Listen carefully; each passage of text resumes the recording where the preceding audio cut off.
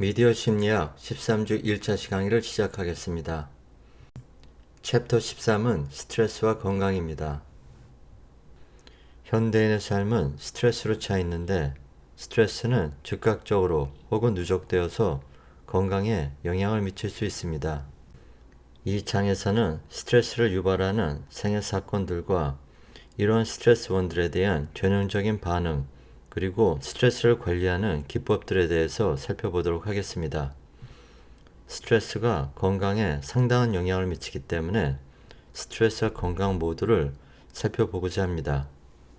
스트레스원은 스트레서라고 하는데 개인에게 무엇을 요구하거나 개인의 안정감을 위협하는 특정 사건이나 만성적인 압박감입니다. 스트레스는 내적 혹은 외적 스트레스원에 대한 신체적, 심리적 반응입니다. 건강심리학, 헬스 사이콜로지는 심리적 요인들이 질병의 발병과 치료에 미치는 영향과 건강을 유지하는 방법 등을 연구하는 심리학의 하위 분야입니다. 스트레스의 근원에서 생애 중요한 사건들은 개인이 장차 경험할 질병의 중요한 지표가 됩니다. 대학생을 위한 스트레스 척도는 평가 척도의 한 예시입니다. 만성 스트레스원, 크로닉 스트레스는 지속적으로 혹은 반복적으로 일어나는 스트레스원입니다. 스트레스들이 누적되면 고통과 질병을 초래합니다. 만성 스트레스원이 환경과 관련되어 있다는 점이 환경심리학을 통해서 밝혀졌습니다. 여기서 스트레스가 무엇인지를 설명하는 동영상을 보도록 하겠습니다. Everyone needs a little stress in their life to perform. Think of a musical instrument. Without enough tension, it goes seriously off tune. But too much stress or tension, and the string could snap. It's the same thing with our bodies. The trick is to keep stress under control and in balance. But what is stress anyway? How does it affect your body and your mind? And what can you do about it? Let's look inside the human body so you can see firsthand exactly what stress is. First off, stress starts off as a feeling and a reaction to certain situations. It's the body's way of making you more alert and ready to take on a challenge. Stress can feel like butterflies in your stomach, worried, cranky, headache, hard to concentrate, jumpy. So let's say you have a big test coming up. You may think all the stress happens in your mind, but actually research shows that your entire body can be affected by stress. Let's take a closer look. When you encounter a perceived threat or are placed in a stressful situation, the hypothalamus, a tiny region at the base of your brain, sets off an alarm system in your body. Through a combination of nerve and hormonal signals, this system prompts your adrenal glands, located atop of your kidneys, to release a surge of hormones, including adrenaline and cortisol. Adrenaline increases your heart rate, elevates your blood pressure, and boosts energy supplies. Cortisol, the primary stress hormone, increases sugars, glucose, in the bloodstream. This natural reaction is called the stress response, and it can help us out a lot when we're in a critical situation, like when a driver or cyclist has to slam on the brakes.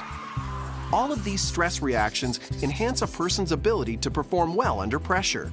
In a milder form, and if managed, the stress response can help you concentrate better and perform better for a recital, an athletic event, or even a test. The problem is that the body doesn't always reset itself to normal, and over the long term, if your mind and body are constantly on edge, you may face health problems. The good news is that you have a lot of control over stress, and if you get in tune with what stresses you out, you can make a plan to manage stress and keep it working for you.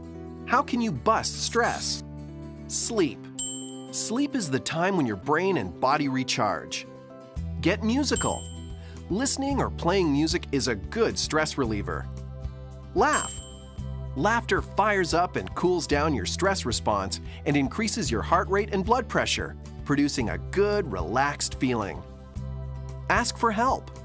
Just by asking a trusted adult for help, you'll be able to tune your stress response down a notch. Make like a pro athlete and try out relaxation exercises, like deep breathing and visualization. Exercise and stay active.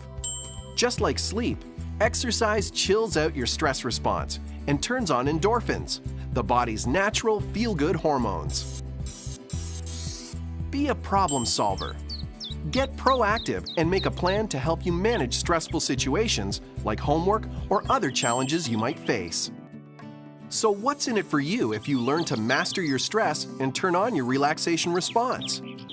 You will concentrate better, have less stomach aches. You might find tests are easier to take.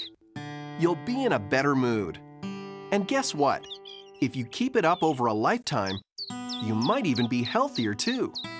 Too much stress can bring on illness or increase the severity of them, like diabetes and heart disease. Sounds good, doesn't it? Every person is different, so you'll need to experiment to find out which stress-relieving strategies work best for you. 대학생 스트레스 척도입니다. 대학생들이 경험하는 주요 사건들에 대한 목록인데 여러분이 경험한 스트레스 사건들을 평가하기 원한다면 지난 해에 여러분들에게 일어났던 사건들을 체크하고 각 사건에 점수를 합하면 됩니다. 목록을 살펴보면 부정적 사건뿐 아니라 긍정적 사건도 포함되어 있습니다. 연구 결과에 의하면 부정적 사건에 비해서 긍정적 사건은 심리적 고통을 덜 주고 더 적은 신체 증상을 초래하며 부정적 사건의 효과를 상쇄시켜주기도 합니다. 그러나 긍정적 사건들은 재적응과 준비를 요구하기 때문에 긍정적 사건들에도 극심한 스트레스를 경험하게 됩니다. 차별의 대상이 되는 것이 스트레스와 질병을 유발할 수 있습니다. 한 연구에서 쿠바와 히스패닉 문화에서 이민 온 청소년들을 대상으로 차별에 관해서 조사했습니다. 차별이 있다고 보고한 학생들은 높은 수준의 걱정, 불안, 신체적 스트레스를 보고했습니다. 추후 연구도 차별의 원인임을 보여주었습니다. 다음은 스트레스 사건에 대한 지각된 통제입니다. 스트레스원은 당신에게 무엇을 하게 하며 상황에 대한 통제가 없다고 느끼면 더 스트레스를 받을 수 있습니다. 연구에 따르면 스트레스 사건에 대한 지각된 통제는 더 효과적인 대처와 관련이 있는 것으로 나타났습니다. 승무원이 승객들에게 우리 비행기는 현재 만석입니다라고 알려줄 경우에 스트레스를 야기할 수 있는데 이는 비행기 내의 혼잡함 때문이 아니라 혼잡함을 통제할 수 있는 방법이 없기 때문입니다. 자신이 통제할 수 있는 방법으로는 다른 사람과의 접촉을 줄이기 위해서 헤드폰을 착용하거나 혹은 다른 사람과 대화를 하는 것이 스트레스를 감소시키는 데 도움이 됩니다. 스트레스는 신체의 기관에 변화를 초래하고 사람들이 어떻게 느끼고 행동하는가에 영향을 미칠 수 있습니다. 이러한 효과가 어떻게 일어나는지 살펴보도록 하겠습니다. 신체 반응으로서 투쟁 혹은 도피 반응은 Flight와 Fight Response라고 하는데 응급 상황에 대항하기 위한 정서적이고 생리적인 반응입니다. 위협에 대한 뇌 활성화는 시상 하부에서 일어나고 연쇄적인 신체 반응을 일으킵니다. 이것은 HPA축이라고 하는데 시상하부, 뇌하수체, 부신을 포함합니다. 카테콜라민과 코르티졸을 포함한 호르몬을 분비합니다. 한스 셀레는 쥐에서 만성 스트레스 결과를 연구했고 일반적 적응 증후군 GAS를 발견했습니다. GAS는 스트레스원과 무관하게 일어나는 세 단계의 생리적 스트레스 반응입니다. 경고 단계, 저항 단계, 소진 단계로 구성되어 있습니다. 경고 단계에서는 투쟁 혹은 도피 반응으로 자원을 동원합니다. 저항 단계에서는 스트레스원에 대처하고 적응합니다. 소진 단계에서는 저항이 붕괴되고 신체에 손상이 옵니다. 여기서 셀리의 스트레스 반응 연구에 대한 동영상을 보도록 하겠습니다. Since 1945, Hans Selye has worked here at the University of Montreal as Director of Experimental Medicine and Surgery. The university is now a world center for the study of stress. The whole concept arose from the observation that in addition to specific diseases, such as a gastric ulcer or typhoid or tuberculosis, there is a syndrome, a set of manifestations, a set of disease signs, which is common to all diseases. For example, that you lose your appetite, you feel ill, you have no energy, you want to lie down rather than get up. And when I was a medical student, I became very interested in this. It didn't seem to me an obvious thing that should exist, that there should exist such a thing as what I called at the time the syndrome of just being sick from anything. And when I've published my first paper on it, some 10 years after I first confronted that problem as a medical student, I published it in the British journal Nature under the title A Syndrome Produced by Various Noxious Agents. What are the diseases of stress? Well, you know, actually, stress plays a certain role in any disease, because any disease causes an increased demand. You always have to come back to this definition in order to understand it. But there are some diseases in which stress is a decisive factor. And there are a whole lot of diseases that have no apparent cause. And people have been looking for the cause of it for a long time, but there is no cause. Because the cause is just any effort. Anything that causes stress. What is your personal attitude towards stress, towards the stress that's put on you? Stress is the salt of life. You have to be under stress in order to make life worthwhile. If a person has very much to express and feels that he's very creative, making it impossible for him to exteriorize himself is the most terrible stress that you can put him under. So my philosophy is based on the concept not of being lazy and sitting around and doing nothing and trying to get the shortest working hours, but to work on the stress level for which I was born. Now, some people are more phlegmatic and others have more a need to express themselves. I have a fairly intense need for work. I need it. I couldn't exist without it. But I don't fight for things which I don't win. At least I must be convinced I can win, otherwise I don't fight. You just give up? I just give up. I admit defeat and do something else. HPA 측에서 두려움을 유발하는 자극을 지각한 몇 초 후에 시상하부가 뇌하수체를 자극하며 부신피질 자극 호르몬을 분비하게 됩니다. ACTH가 혈관을 따라 이동하여 부신으로 하여금 카테콜라민과 코르티졸을 분비하게 하는데 이 호르몬들은 투쟁 혹은 도피 반응이 일어나게 합니다. 셀리가 제안한 스트레스 반응의 세 단계입니다. 셀리의 이론에 따르면 시간의 지남에 따라 스트레스에 대한 저항이 생기게 되지만 이 저항은 소진이 시작되기 전까지만 지속됩니다. 스트레스는 면역 반응과 심장혈관 건강에 영향을 미칩니다. 면역체계, 이뮨 시스템은 박테리아, 바이러스와 다른 이물질로부터 신체를 보호하는 복잡한 반응체계입니다. 스트레스호는 글루코코르티코이드가 뇌 손상을 초래하게 하고 면역체계를 손상시킬 수 있습니다. 약화된 면역체계는 낮은 사회적 지위와도 관련됩니다. 만성 스트레스는 관상성 심장질환의 주된 원인입니다. 스트레스로 인해서 활성화된 교감신경계의 각성과 지속적인 혈압 상승이 점진적으로 혈관을 손상시킵니다. 연구에 따르면 강렬함, 충동, 분노, 적대감이 심장질환과 심장발작의 높은 발병률과 연관됩니다. A형 행동 유형은 각성, 적대심, 인내심 부족, 시간 촉박감, 경쟁적 성취 욕구로 특징됩니다. 병이 들면 아픈 것은 면역 반응의 심리적 효과와 관련이 있습니다. 고통은 질병 반응의 일부입니다. 아픔을 느끼면 집에 머물게 되어 세균을 전파할 가능성이 줄게 됩니다. 활동을 중단하게 되면 에너지를 보존하게 됩니다. 식욕을 상실하면 소화에 소비되던 에너지가 보존됩니다. 백혈구와 사이토킨이 활동하며 서로 뇌와 질병 반응에 대해서 소통합니다. 질병 또는 스트레스로 인해서 일어나게 됩니다. 우울증 증상과도 연관이 있습니다. 심리적 반응은 한 자극이 스트레스인지 아닌지를 해석하는 것은 1차적 평가라고 합니다. 자신이 스트레스원을 처리할 수 있는지 혹은 없는지 판단하는 것을 2차적 평가라고 합니다. 스트레스원이 위협적으로 지각되는지 혹은 도전적으로 지각되는지에 따라서 신체 반응이 달라집니다. 여기서 위협적인 것은 극복할 수 없는 것으로 믿는 스트레스 1이고 도전적인 것은 통제할 수 있다고 자신하는 스트레스 1입니다. 여기서 스트레스의 3단계 반응과 뇌에서의 스트레스 반응에 대한 동영상을 보도록 하겠습니다.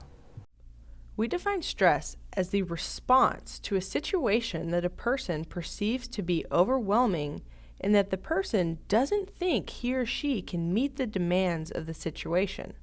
The interesting thing to note here, this is the perceived inability to meet the demands of the situation facing them. For example, perhaps you have a 10-page paper due in 2 days. In addition, you have to work nights and you have a test the same day the paper is due. For some people, they may perceive this to be way too much for them to handle and feel that they're unable to meet the demands of getting the paper done, studying for the test, and going to work. Thus, the person in this situation is experiencing stress. This is true for having projects due at work or also having to take care of household or family responsibilities. So how does our body respond to stress?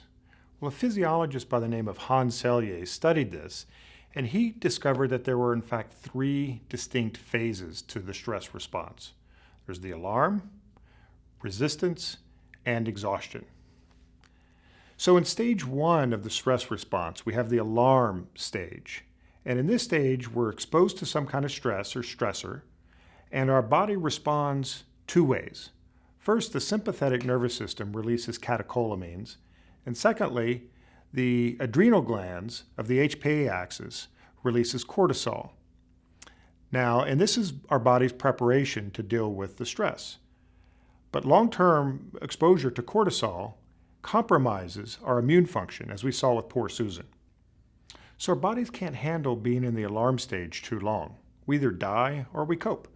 And if we cope, we enter stage 2, called resistance. And in resistance, cortisol is still being released throughout our bodies, and this cortisol helps activate us, arouses us, and maintains a response. Now, long-term arousal, though, is not good for our bodies, as we'll see here more in a minute. So in the third and final stage, we have exhaustion. And in the exhaustion stage, what's going on is our body's been trying to fight this threat for such a long time that we become depleted of its resources. And we have no ability to fight off illness because our immune system is compromised. In fact, I'm sure many of you have gotten sick during finals. That's due to exhaustion and lowered immune response. One thing we know about the stress response is some of the effects it has on the brain. If you remember from lesson 3 about the brain, or even our memory lesson, we know that it's important for learning and memory. In fact, the hippocampus has a large number of receptors for cortisol, which again is the stress hormone. We see that stress-related release of cortisol can cause dendrites in the hippocampus to shrink. Now, if you remember from lesson 3, dendrites are what come off of a neuron to collect information. This shrinkage can interfere with several types of memory. Moreover, we see that stress can decrease the amount of neurogenesis, so new neural growth, in the hippocampus, which in turn inhibits synaptic plasticity, which will interfere with learning and memory. So in short, stress is bad for learning and memory. 스트레스 장애의 대표적인 것은 외상 후 스트레스 장애, Post Traumatic Stress Disorder, 약자로 PTSD입니다. 만성적인 생리적 각성, 원하지 않는 생각이나 외상에 관한 생각이 반복적으로 떠오르는 것과 외상을 상기시키는 것들을 회피하는 것으로 특징되는 심리장애입니다. 미국인 중 8%가 일생 중에 어느 시기에라도 PTSD 증상을 경험할 수 있습니다. PTSD를 가지고 있는 사람은 해마 부피가 더 작은 것을 발견했습니다. 탈진은 번아웃이라고 하는데 정서적 요구가 많은 상황이 장시간 지속된 결과 발생하는 신체적, 정서적, 정신적 소진 상태이며 수행 및 동기 저하가 동반되어 나타납니다. 다른 사람들을 도와주는 전문가들은 정서적 혼란을 경험하게 되며 많은 이들이 탈진 증상을 보입니다. 자신의 직업에 삶의 의미를 부여하는 것이 문제의 원인이 될 수 있습니다. 도로 위에서 느끼는 분노는 여러분이 다른 모든 운전자들이 여러분을 살해하려는 듯이 운전하다고 믿을 때 스트레스를 받아서 일어납니다.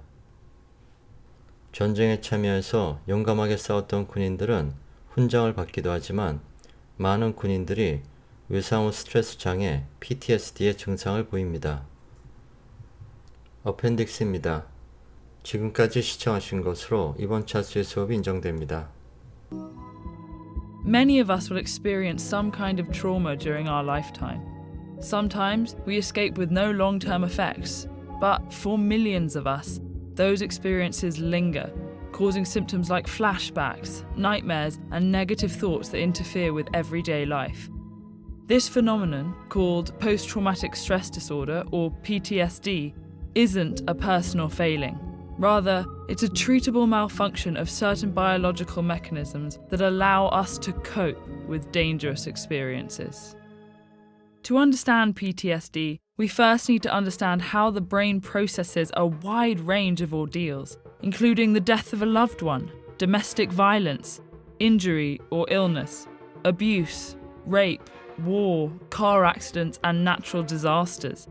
These events can bring on feelings of danger and helplessness, which activate the brain's alarm system, known as the fight, flight, freeze response. When this alarm sounds, the hypothalamic, pituitary, and adrenal systems, known as the HPA axis, work together to send signals to the parasympathetic nervous system. That's the network that communicates with adrenal glands and internal organs to help regulate functions like heart rate, digestion, and respiration. These signals start a chemical cascade that floods the body with several different stress hormones, causing physiological changes that prepare the body to defend itself. Our heart rate speeds up, breathing quickens, and muscles tense. Even after a crisis is over, escalated levels of stress hormones may last for days, contributing to jittery feelings, nightmares, and other symptoms. For most people, these experiences disappear within a few days to 2 weeks as their hormone levels stabilize. But a small percentage of those who experience trauma have persistent problems, sometimes vanishing temporarily, only to resurface months later. We don't completely understand what's happening in the brain, but one theory is that the stress hormone cortisol may be continuously activating the fight, flight, freeze response while reducing overall brain functioning, leading to a number of negative symptoms. These symptoms often fall into 4 categories: intrusive thoughts, like dreams and flashbacks, avoiding reminders of the trauma, negative thoughts and feelings like fear, anger, and guilt, and reactive symptoms like irritability and difficulty sleeping. Not everyone has all these symptoms or experiences them to the same extent and intensity. When problems last more than a month, PTSD is often diagnosed. Genetics, ongoing overwhelming stress, and many risk factors like pre-existing mental illnesses or lack of emotional support likely play a role in determining who will experience PTSD. But the underlying cause is still a medical mystery. A major challenge of coping with PTSD is sensitivity to triggers, physical and emotional stimuli that the brain associates with the original trauma. These can be everyday sensations that aren't inherently dangerous, but prompt powerful physical and emotional reactions. For example, the smell of a campfire could evoke the memory of being trapped in a burning house. For someone with PTSD, that memory activates the same neurochemical cascade as the original event. That then stirs up the same feelings of panic and helplessness, as if they're experiencing the trauma all over again. Trying to avoid these triggers, which are sometimes unpredictable, can lead to isolation. That can leave people feeling invalidated, ignored, or misunderstood, like a pause button has been pushed on their lives while the rest of the world continues around them. But there are options. If you think you might be suffering from PTSD, the first step is an evaluation with a mental health professional who can direct you towards the many resources available. Psychotherapy can be very effective for PTSD, helping patients better understand their triggers. And certain medications can make symptoms more manageable, as can self-care practices like mindfulness and regular exercise. What if you notice signs of PTSD in a friend or family member?